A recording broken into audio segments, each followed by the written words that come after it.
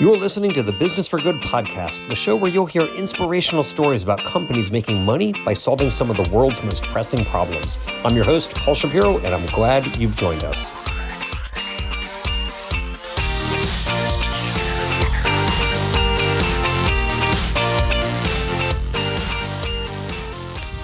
Hello, friend, and welcome to episode 166 of the Business for Good podcast. Before we get on to this episode, I want to say thanks so much for the continued feedback on episode 164 with author, philanthropist, and venture capitalist Nick Cooney.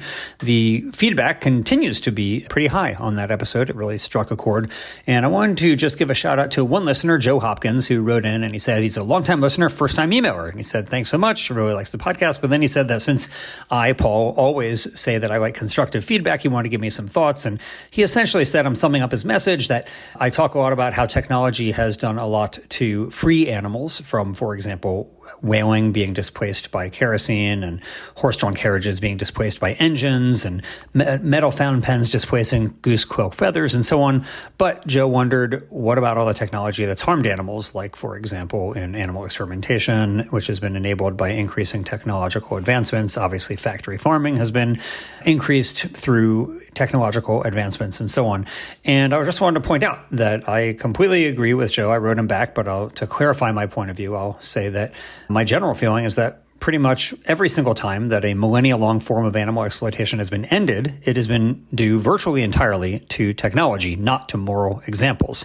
The list of those goes on and on. I enumerated a few of them, but that does not mean that technology has been a net good for animals. Obviously, factory farming has been a very big net harm for animals. But if I think that there is a hope for animal salvation from some types of technology, I think more technology is probably the way that it is going to happen rather than through moral arguments alone. What do you think? Feel free to write in and let me know at businessforgoodpodcast.com. I do read and respond to every message that comes in, so I'd love to know your point of view. But Joe, thanks so much for writing about that. Now, you have heard about carbon capture machines like direct air carbon capture, which have still not made a big dent in the carbon problem in our atmosphere. But what if one of the most powerful tools for removing CO2 from the atmosphere isn't high-tech at all? What if it's just crushed rock and rain? Meet Ana Pavlovic, the CEO of Eion, the self-described crazy rock lady. Her company is pioneering a process called enhanced rock weathering. Yes, you heard that right, enhanced rock weathering, which uses the natural properties of a green volcanic mineral called olivine to pull carbon dioxide out of the air and lock it away permanently. The best part? They do it all on farmland, replacing conventional agricultural lime with olivine. The result is a 2-for-1 win. Healthier soil for farmers and long-term carbon removal for the planet. It is nature's chemistry accelerated and rigorously measured using Eion's core technology, which they call soil fingerprinting, which is a measurement technique to measure how much carbon they're sequestering. In this episode, Ana talks with me about how Eion is turning geology into climate cash, why they're focusing on agriculture instead of oceans, and how they secured a $33 million carbon removal deal from Frontier. Now, keep in mind, that's not a $33 million investment deal. That is cold, hard revenue to store away carbon with Frontier, which is the coalition backed by Stripe, Shopify, and Meta that does carbon credits. We can also talk in this episode about farmer adoption, measurement challenges, and why Ana believes carbon removal can be both scientifically credible and scalable. So if you're interested in the wild new world of carbon markets, the surprising magic of crushed rocks, and what it takes to scale a climate startup from idea to impact, you're going to dig this conversation with the crazy rock lady. Now, with that said, let's rock.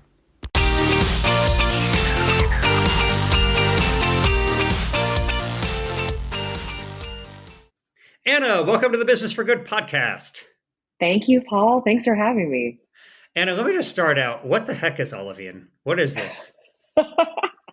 I'm the crazy rock lady now. I will show you. The listeners might be able to hear my jiggling rocks. Oh, look at that. All right. Yeah. I have lots of them here on my desk.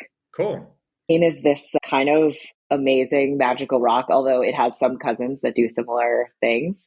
And the idea is that it actually, for millions of years has been hanging out in the Earth's crust and removing carbon from the atmosphere as part of the geological cycle of the Earth, sort of controlling its environment. And so it does this. We don't have to make it any more special than it already is. It does these incredibly strong carbon removal elements on its own. And so what we do is grind this rock down to be like a sand. That increases the surface area of the particles of rock. And that in turn makes carbon removal happen much faster. And so think of it as like engineering a faster natural process, which I love. It's this great mix. And then you can use that rock to remove carbon in different industrial use cases that we have on planet Earth. So it's really cool. Okay, so olivine on its own removes CO2 from the atmosphere. Mm-hmm. You are grinding it up, or I presume you're buying it from somebody who grinds it up. Mm-hmm. Okay. So you're buying it from somebody who grinds it up. I think I read you're getting it in Norway, right? Correct. So you're buying Norwegian olivine ground up into a sand.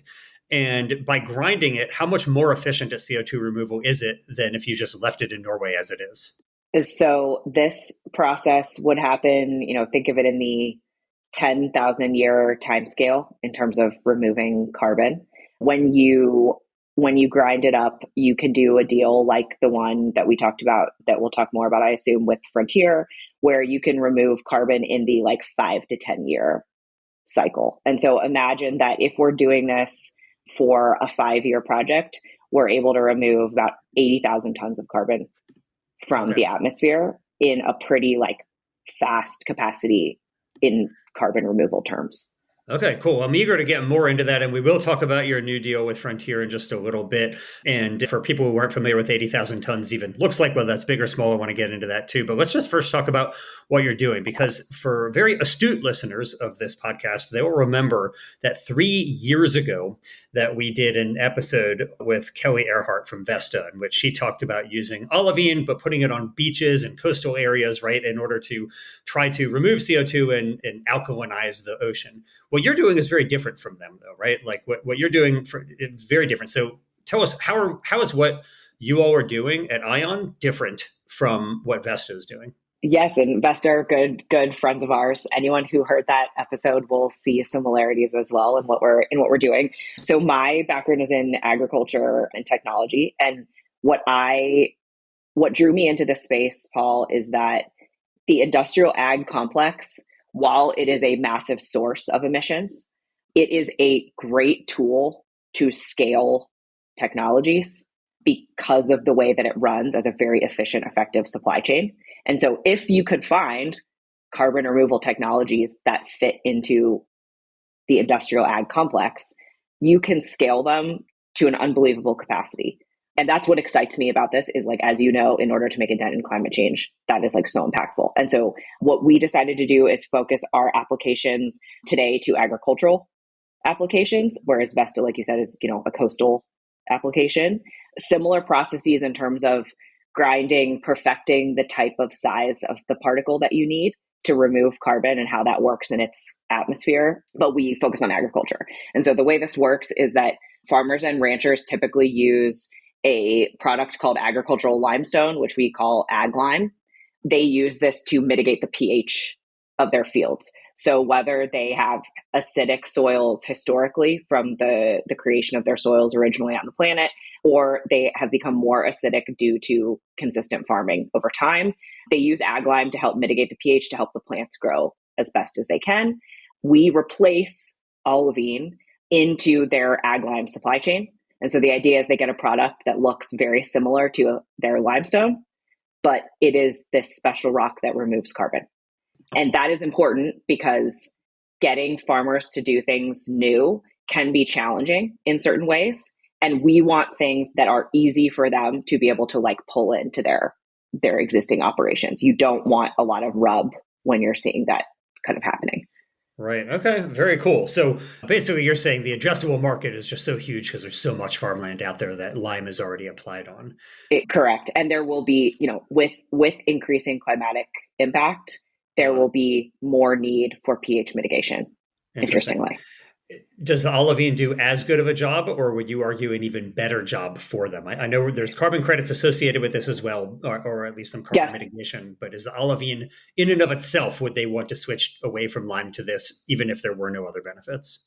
Yes. And the other interesting thing that there's a whole bunch of different agronomic benefits and sort of like environmental benefits that we're working to prove out at scale as part of the data collection efforts with a project like Frontier size. But one of them is that because olivine is a crystalline structure in nature, which is different than conventional ag lime, we also believe that there could be sustained dissolution impact, which basically means that whereas with ag lime, you apply it, you get this big change in pH, and then that goes away after a year or so, depending on your environment. We think that this could be a more sustained pH mitigator, which could mean that they can like actually apply less fewer times in the future, which is cool. Yeah, that is a good benefit for the farmer.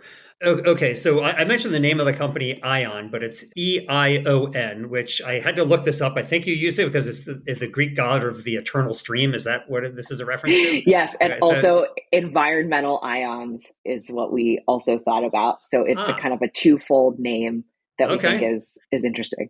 All right, cool. So tell me, the Greek god of the eternal stream, who I had never heard of, sadly, and I'm into Greek mythology and I still didn't know about this. But tell me, why is what you're doing relevant to this god? So to me, the ability to change a fundamental truth, and this is something I'll also mention later, about how the world works into something that can be harnessed for good. That's like what I'm all about. And so when I entered the carbon world, I saw this as, a lot of industrial folks who were seen as like the bad emitters, and a lot of folks who had spent most of their life in climate and science, and they were like at odds. And I became this interloper of like, I actually think we can both do the right thing here if we can find like better ways to communicate and to meet the gap. And I think that's what it takes to like change this eternal stream. So yeah, that's the root. All right, cool. Well, hopefully you're going to have an eternal stream of revenue coming into the company. Indeed. And you already had, as we foreshadowed, this big deal with Frontier. So this is a $33 million deal. Now, for a startup, for any company, $33 million is a lot. But for a startup, $33 million is just a gargantuan deal. So tell us, what is this deal and when will you receive this money? Yeah, so Frontier is this buyers consortium, which was originated by Stripe. And I'm sure you guys have talked about this in various ways on the pod previously. And then other members joined. So it's managed kind of like a buyers fund or a buyers collective. And the reason that I think it's been so successful for the set of members present there today is that, doing diligence on, imagine, you're trying to figure out how to do a project in rock weathering, direct air capture, biochar, ocean alkalinity. Trying to do diligence on all of those different pathways is incredibly difficult if you're a bank and you don't have 80 climate scientists on staff to just spend all of their time diligencing these opportunities. And so I think Frontier filled this really interesting void where they started to support the companies in thinking about what is quality, how do we define it, and how are we going to use these against our goals. So now there's more members, JP Morgan, McKinsey, a whole bunch of folks. And so the way it works is that Frontier essentially helps those buyers negotiate a carbon removal deal that's multi-year. It's a take or pay contract, so it's constructed in delivery across 5 years, which is quite standard in this carbon removal industry. They can be 10, 15 years or longer, and they purchase those tons that we remove out of the atmosphere as delivered annually. And so, like I said, that's 33 million represents about 80,000 tons that is delivered up until 2030. So we do a deployment this year, 2025, and the Frontier Coalition buys everything that we create until 2030, essentially. Okay, so you're going to get this revenue over 5 years, and you say it's going to remove 80,000 tons of CO2 from the atmosphere. 80,000 tons sounds like a lot, right? But if you said 800,000 tons, it would sound the same to me, right? 800,000, 8 million, these are all just really big numbers. So how much is that to the layperson? How does this make any dent in climate change at all, or is this just a good start? Yeah. So and this is also something that's incredibly difficult to understand. When I was getting into the space, trying to figure out what we're doing and how are we doing it in carbon removal is complicated. So think about, I'll give you sort of a low end anchor and a high end anchor. So on the high end, one of the goals is to make sure that the pathways that are invested in by a group like Frontier is able to get to a megaton scale per annum, or 1 million tons of carbon removed per annum and more, with cost curve going down over time. And so a huge part of this is, to your point, if we're investing in a handful of pathways, and within each pathway there maybe are 10 to 15 prominent companies, we want to make sure that all of those technologies are able to deliver 1 million tons or more per year in order to hit our goals from IPCC. And just to be clear, it's 1 million tons of carbon removal, right? Not 1 million tons of olivine spreading. Yeah. Correct. And so, depending on what technology you're doing, whether that's direct air capture or any of the different ones, you're looking at essentially what investment does it take to grow to that scale, and how does the cost per ton of carbon come down over that time frame. And so, when you think about rock weathering overall as a category, you want to get to the point where you're removing, 10 million tons by 2030. It's aggressive, but between, 10 companies all over the planet operating, we want to try to get to that millions of tons. A second anchor up there is that, presently Microsoft is the biggest buyer of carbon removal. They just did several deals that are massive in nature, millions of tons, that are the biggest deals ever done in carbon removal. Most of them are longer term, 10 to 15 years, but they're trying to remove several million tons of carbon per year already, so that they're getting towards their 2030 goal. On the low end, if you think about this from the consumer perspective, when you buy a flight, some flights give you the ability to remove your carbon by purchasing a little extra carbon removal. That's usually a couple tons. Okay. Well, that is very helpful to know that. One, I presume that's a cross-country flight, is a couple tons per passenger, not per flight, but per passenger. So 80,000 sounds like a good start, but it sounds like you still have a long way to go. And so there's a lot more left to do here. But it's not just Frontier. I saw that you also just inked a deal with Purdue, the agribusiness company. And that looked like a different nature, that you're doing more insetting rather than offsetting, right? So tell me, for those who are uninitiated, what is the difference between insetting and offsetting when it comes to carbon removal? Yes. So the accounting and the way that it is used to think about the company's sustainability goals is slightly different, but the process that we go through as Eion and what happens to the rock and how the carbon is removed from the atmosphere is all the same. A big part of this is related to folks that have agriculture in their supply chain. And so if you have if you're a, consumer foods brand and you don't have any agriculture in your actual corporate value chain, you're still sourcing from commodities players who connect to farm and buy agricultural products with associated emissions. And so if you touch ag in your food chain, which is tons of people, you want to find ways to be able to affect that what we call scope 3 impact.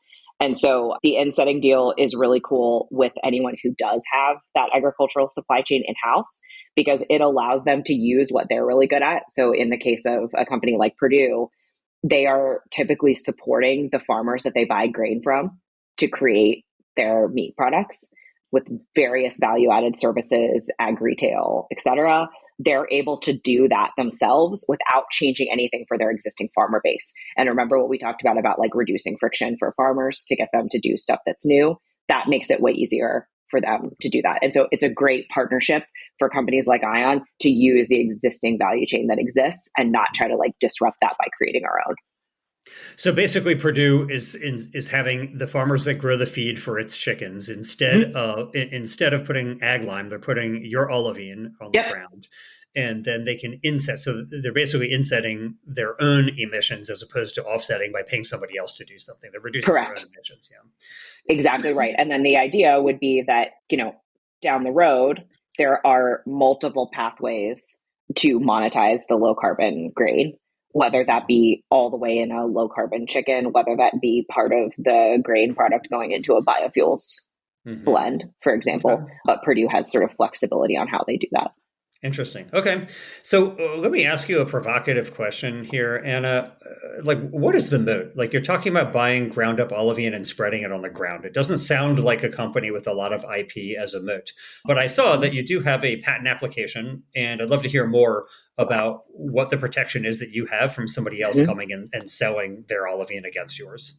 Absolutely. So the few things I would mention when this industry started out, there were a couple papers by a professor who's a friend of all of ours in the industry named David Bierling in the UK, thinking about using enhanced rock weathering at a more industrial scale in agriculture and like could this work as a carbon removal technology.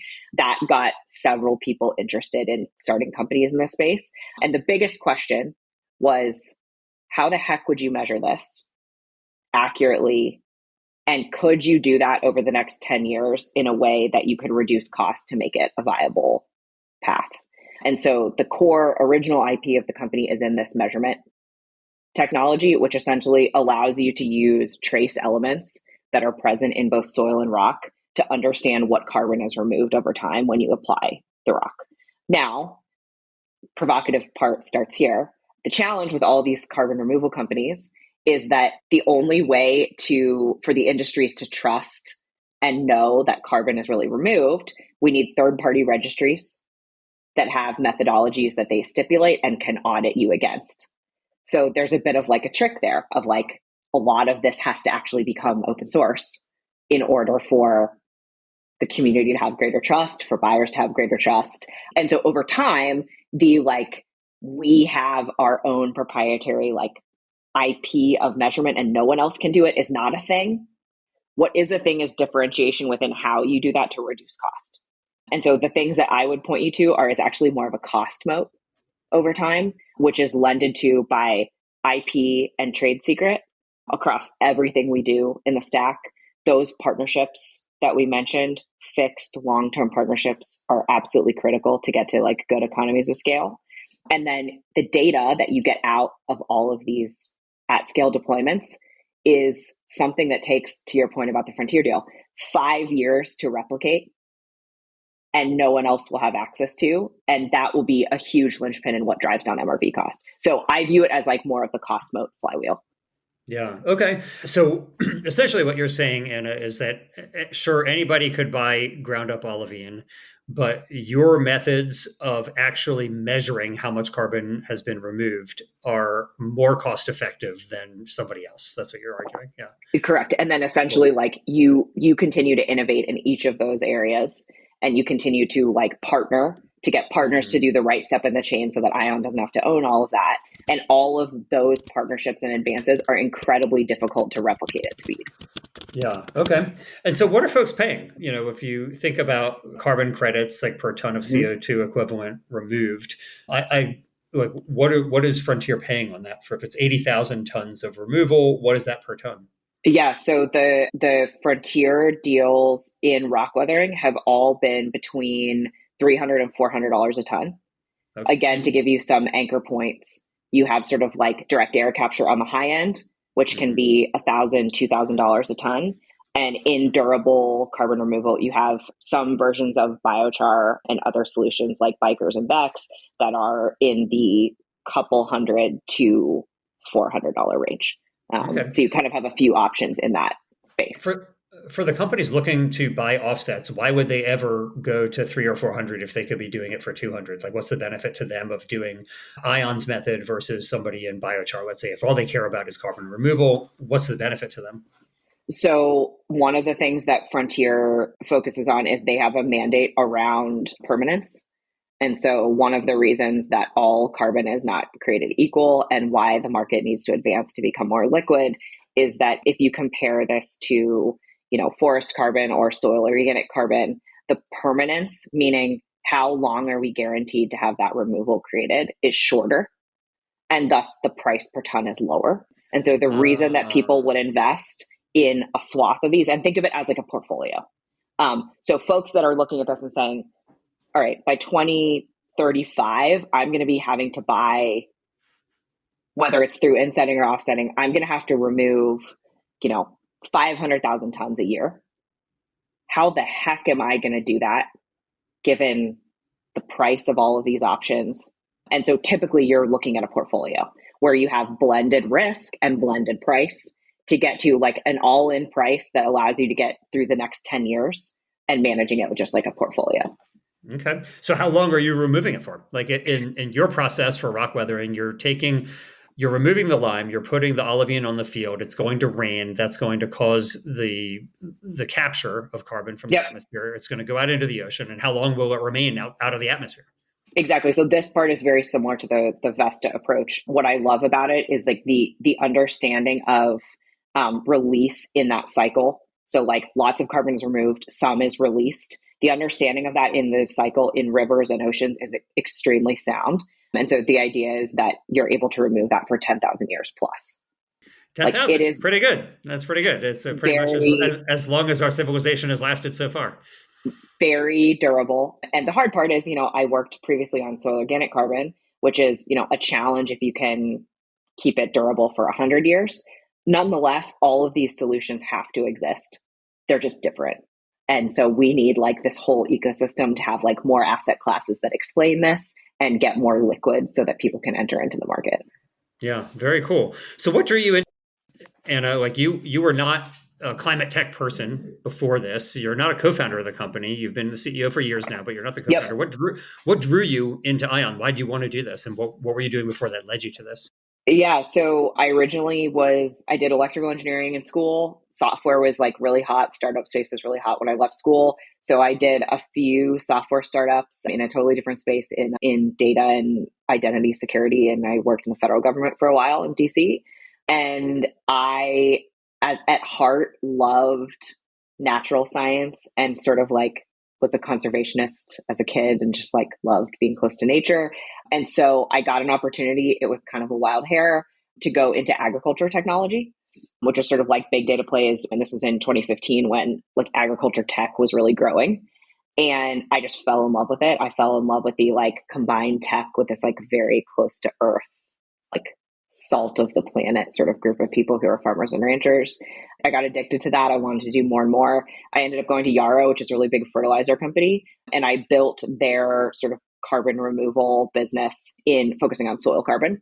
And so we helped farmers and ranchers transition their land into like conservation and regenerative farming practices by monetizing these carbon assets. And like I told you before, I just saw an ability to like be an interloper in these worlds that sort of don't talk to each other and don't understand each other at a time when I think it was really needed.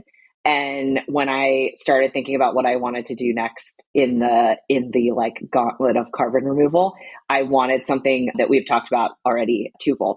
One, something that was easier for landowners to do. So like the greatest hurdle, if we are able to do everything else in carbon, if we're able to increase demand with policy and other incentives, if we are able to reduce cost of carbon so that more people can buy it, to your point, ERW gets cheaper, everyone can start to buy more of it. If we're able to do all those things, measure it well, third-party audit it well, landowners will be the ultimate deciders, because if they don't want to do the thing, it won't happen. And so to me, staying laser focused around like how to make this as frictionless as possible for people to start doing it and keep doing it is like the name of the game long term. And so I wanted something that was easier for farmers, and I wanted this permanence piece. I wanted something that was extremely permanent in terms of removal, because that's important when you think about removing fossil fuel claims long term. I knew friend of a friend, Adam Wolf, the co-founder of this company, who also started a really cool ag tech company that I knew in the past. I started talking to him. He is a brilliant scientist and wanted someone who was thinking about commercializing this stuff the way I had and thinking about building a network in the industrial complex the way I had it at my previous company. And so we kind of decided to try it out, and it's been like great fun. And being a like not technically the founder, but very much like the heart of the founder with Adam has been like a really cool process for me. I think people wonder if it can work, and it's been like really amazing because we're close. So it's cool. Yeah, that's great. You mentioned, Anna, the fossil fuels, and there are critics of these type of geoengineering projects who would argue if you succeed, it reduces the pressure on humanity to stop using fossil fuels, right? That if we can just geoengineer our way out of this, why stop emitting if we can just remove this? So what's your counter argument to that? What do you think is the reason to do this? And does it does it remove some of the pressure on humanity to wean ourselves off of our addiction to fossil fuels? Yeah, no, it's a great question and something I've thought a lot about with respect to like how I spend my own time. So one of the things that I think is most surprising to people is that when you start to get into the like, how do you account for these types of removals and how do companies account for them? There are like federal and jurisdictional rules about how this looks depending on like what country you're in. But there's also guidance around by groups like the Science Based Targets Initiative, which essentially help corporations figure out how to use standards to account for their emissions and thus the reduction of their emissions. And one of the things that's always really surprising to people is like almost all of that guidance, actually, there's a lot of stipulation on what you can reduce internally and what you can use removals to reduce. And so what lots of people who ask me about that find surprising is that the goal is not, we are going to keep doing everything we do as an oil and gas company and just remove. That's like against the rules, basically. And so the idea being, you will never get to the amount of removal that you have to do if you aren't doing both. Right. And as I said before about this like portfolio approach, this is so important because people also often ask me, oh, are you competing with biochar? And like, I'm like, no, like all of this stuff needs to come online way faster than it is. And right. all of it needs to happen. And we're barely making a dent, even if that all goes right. Right. It's like saying, oh, is solar competing with wind and geothermal? Well, correct. maybe in one sense, but you want them all, right? You want it's like all of it faster and harder than we're able to do. Yeah, right. And the way that I think about it is that even if we stopped using fossil fuels today, so we went to zero literally today in 2025, there still is too much CO2 in the atmosphere, and we still would have to remove it. Even just the amount that's in the atmosphere today requires removal.